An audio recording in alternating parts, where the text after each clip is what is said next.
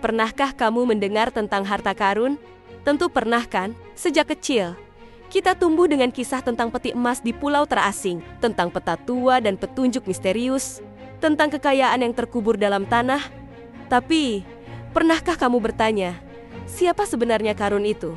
Apakah dia seorang bajak laut yang mengubur emasnya di ujung dunia? Atau seorang raja tua yang menyingkirkan kekayaannya sebelum kerajaan jatuh? Sampai-sampai kita menyebut kekayaan tersembunyi sebagai harta karun. Dia adalah seorang manusia yang doanya dikabulkan oleh Tuhan, tapi hatinya berubah jadi tamak dan sombong. Dan dari sanalah kisah ini bermula. Namanya Korun. Ia bukan orang asing di antara kaumnya. Ia berasal dari Bani Israel, bangsa yang saat itu hidup di bawah penindasan Mesir kuno. Bahkan, ia masih kerabat dari Nabi Musa alaihi salam. Korun hanyalah seorang lelaki miskin yang serba kekurangan. Ia tinggal di rumah kecil dari batu dan lumpur, berdinding retak dan atapnya terbuat dari daun kurma kering. Di musim panas, panas membakar dari atas dan dari lantai tanah yang gersang. Di musim dingin, angin masuk dari sela-sela dinding yang tak sanggup lagi menahan dingin malam di Mesir. Pakaian Korun hanya satu pasang, sehelai kain kasar yang ia cuci sendiri di Sungai Nil. Itu pun sudah banyak tambalannya, dijahit dengan benang dari karung tua. Setiap pagi, sebelum matahari terbit, ia pergi membawa keranjang kosong menyusuri jalanan kota, mencari pekerjaan serabutan. Kadang ia bekerja di ladang gandum, kadang membantu menimba air, kadang memikul beban di pasar, kadang membersihkan kotoran hewan di pelataran rumah-rumah bangsawan Mesir. Pernah suatu hari, saat tenaganya habis, dan ia tak dapat satupun pekerjaan, ia duduk bersandar di dinding masjid kecil, sambil menatap tangannya yang kasar dan penuh luka. Ia tak pernah meminta, tapi jika diberi, ia menerima dengan syukur. Jika tidak, ia tak berani meminta-minta. Namun justru dalam kefakiran itulah akhlaknya bersinar. Korun dikenal sebagai orang yang jujur, cerdas, pekerja keras, dan ringan tangan membantu siapapun, bahkan jika ia sendiri sedang lapar. Pernah suatu malam, seorang janda tua mengetuk pintunya.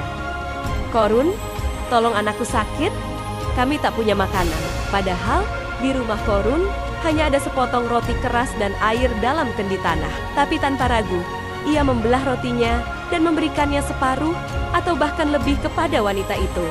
"Ambillah, Allah cukupkan aku nanti," ucapnya sambil tersenyum. Setiap malam, Korun menghabiskan waktu di atas sajadah lusuhnya. Ia menangis dalam doanya, bukan karena hartanya sedikit, tapi karena takut jika amalnya kurang. Ia berdoa, bukan untuk kaya, tapi untuk diberi kekuatan agar bisa terus sabar dan ikhlas. "Wahai Tuhanku," ucapnya lirih suatu malam, "jika Engkau memberi rezeki padaku, jangan biarkan aku lupa dari siapa itu datang." Itulah doa Korun malam itu. Sebuah kalimat sederhana, keluar dari hati yang letih, namun tetap tunduk. Dan Allah mendengarnya. Suatu hari, Korun pergi menemui Nabi Musa. Ia datang bukan dengan keluhan, tapi dengan harap. Matanya jernih, langkahnya tenang. Di hadapan Musa, ia duduk bersila dan berkata, "Wahai Nabiullah, engkau tahu hidupku. Engkau tahu bagaimana aku bertahan dari hari ke hari. Tapi aku ingin lebih dari sekadar bertahan. Aku ingin bisa memberi. Aku ingin hidup lebih lapang. Agar aku bisa berbuat lebih banyak amal kebaikan, doakanlah agar Allah melapangkan rezekiku." Nabi Musa memandang wajah Korun. Lama dalam hatinya, ia tahu kekayaan adalah pedang bermata dua, tapi ia tak punya hak untuk menghalangi doa tulus itu. Maka ia mengangkat tangan ke langit dan berdoa, memohon agar Korun diberi ilmu dan kemampuan untuk mengelola harta dengan benar, dan doa itu dikabulkan. Sejak hari itu, kehidupan Korun berubah. Bukan secara ajaib, bukan mendadak, tapi perlahan, melalui jalan yang tampak masuk akal. Namun diselimuti kuasa Tuhan, Korun mulai belajar berdagang. Ia memahami timbangan, menghafal harga pasar, mencatat untung rugi. Tangannya tetap bekerja, tapi pikirannya kini bergerak lebih cepat. Ia tahu kapan harus membeli, kapan harus menjual. Orang-orang mulai mempercayakan barang mereka padanya. Awalnya ia berdagang kain, membawa gulungan dari satu pasar ke pasar lain. Lalu ia mulai memperdagangkan rempah-rempah, logam, kulit, minyak wangi, bahkan perhiasan. Ia menyewa kafilah, membuka gudang, mempekerjakan kuli dan pedagang bawahan. Ilmunya tentang niaga berkembang sangat cepat, seolah-olah Ia telah belajar langsung dari para ahli dagang seluruh dunia. Dan disitulah titik balik dimulai. Harta Korun mulai meluap-luap. Bukan hanya emas dan perak, tapi properti, ternak, tanah, dan armada perdagangan yang mengangkut barang dari negeri ke negeri. Gudangnya bukan lagi satu, tapi puluhan. Dan masing-masing gudang, kunci-kuncinya saja harus dipikul oleh puluhan pria kuat. Disebutkan dalam kisah lama, ia memiliki kunci dari gading, emas dan besi yang disimpan dalam peti khusus, dikawal sepanjang hari. Setiap hari, hasil perdagangannya bertambah dan harta yang sudah banyak menjadi semakin tak terhitung. Masyarakat mulai berbisik, inikah orang yang dulu hanya punya sepotong roti keras? Sekarang ia bisa membeli seluruh pasar dalam semalam. Dia orang pilihan, dijawab langsung oleh langit. Betapa beruntungnya menjadi Korun. Tapi di tengah kekaguman itu, hati Korun mulai berubah. Dulu ia berjalan kaki ke pasar. Kini ia naik kuda berhias permata. Dulu ia menyapa semua orang. Sekarang ia berlalu tanpa menoleh. Dulu ia memberi sebelum diminta. Sekarang ia menghitung sebelum memberi. Ia masih mengucap syukur, tapi kini syukurnya hanya di bibir. Dalam hatinya, ia mulai merasa bahwa semua ini adalah hasil kerja keras dan kecerdasannya sendiri. Sujudnya mulai jarang, sajadahnya mulai berdebu. Waktu berlalu, dan nama Korun kini menjadi legenda di pasar-pasar Mesir. Orang-orang menyebutnya bukan lagi dengan nama, tapi dengan gelar. Tuan Harta, Raja Dagang, Penguasa Emas. Di mana ada keuntungan, di situ jejaknya tertinggal. Di mana ada kemewahan, disitulah rombongannya berlabuh. Ketika orang-orang mulai bertanya dari mana kekayaan itu berasal, Korun tidak menyebut nama Tuhannya. Ia tak ingat lagi malam-malam di mana ia bersujud sambil menggenggam perut yang lapar. Ia tak ingat lagi doa yang dikabulkan. Ia hanya mengingat satu hal, dirinya sendiri. Ia mulai percaya bahwa semua ini datang dari kepandaiannya, dari kerja kerasnya, dari strategi dagangnya. Ia menepuk dada dengan sombong, merasa tak ada satupun yang berhak mengambil bagian dari apa yang ia miliki, termasuk Tuhan. Dan dari sanalah kehancuran moralnya mulai nyata. Ia menolak zakat. Baginya, zakat itu tak adil. Kenapa harus berbagi dengan orang-orang malas? Kenapa harus memberi kepada mereka yang hanya menadahkan tangan meminta-minta? Kaum miskin yang dulu ia bantu, kini bahkan tak boleh mendekat ke gerbang rumahnya. Penjaga-penjaga berbadan kekar diperintahkan untuk mengusir mereka yang datang. Padahal mereka hanya ingin sepotong roti, kadang hanya ingin berteduh. Tapi Korun tak peduli. Pergi. Begitu sikapnya. Harta ini bukan untuk kalian. Dan yang lebih tragis, bukan hanya kemiskinan yang ia hina, tapi juga kebenaran yang ia tolak. Ia mulai menjauh dari Nabi Musa.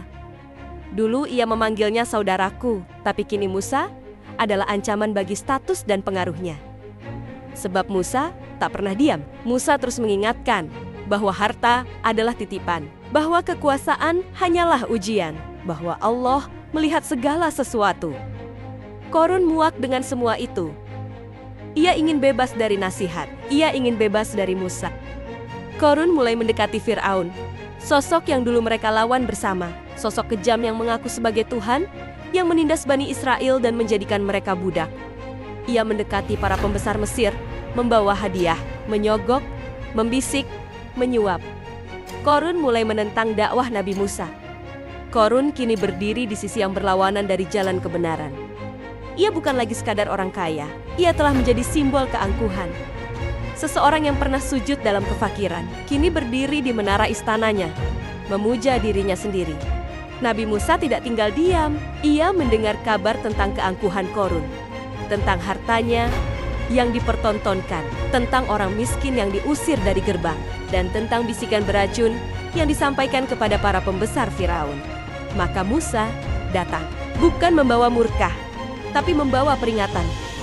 Ia mengingatkan Korun bahwa kekayaan hanyalah titipan, bahwa semua yang ia miliki bisa hilang dalam sekejap jika Allah menghendaki, bahwa kesombongan bukan tanda keberhasilan, melainkan awal dari kehancuran. Tapi Korun tak mau mendengar. Peringatan itu hanya membuatnya semakin congkak. Baginya, kata-kata Musa hanya pantas untuk para pengemis dan fakir miskin, bukan untuk orang sebesar dirinya. Ia percaya dunia tak lagi ditentukan oleh wahyu, tapi oleh kekuasaan, kelicikan, dan kekayaan. Dan di hari itu, Korun memutuskan untuk menunjukkan siapa dirinya yang sesungguhnya. Bukan dengan kata-kata, tapi dengan parade besar yang tak bisa dilupakan oleh siapapun yang melihatnya. Pagi itu, jalanan kota Mesir disulap menjadi panggung megah. Matahari bahkan terasa redup dibanding kilau emas yang memenuhi kota. Ribuan orang berbaris di pinggir jalan. Tidak ada pengumuman resmi, tapi kabarnya menyebar cepat. Korun akan keluar dari istananya dengan konvoi besar-besaran. Dan ketika gerbang terbuka, orang-orang terdiam.